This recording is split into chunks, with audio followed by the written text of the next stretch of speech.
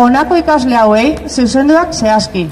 Hezkuntza premia bereziak dituzten ikasleei, ikasle etorkinei, gutxieneko etnikoetakoei, hizkuntza zailtasunarekin loturiko premiak dituzten ikasleei, gaixotasun handikoei, eta generoaren edo sexu dibertsitatearen ikuspegitik baztertuak izateko tradicional discriminatorio betiko, como lo hizo el pasado 8 de septiembre en Hondarribia.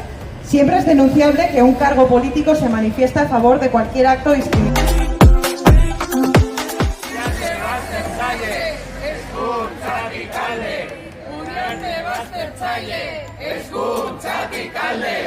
Uriarte baztertzaile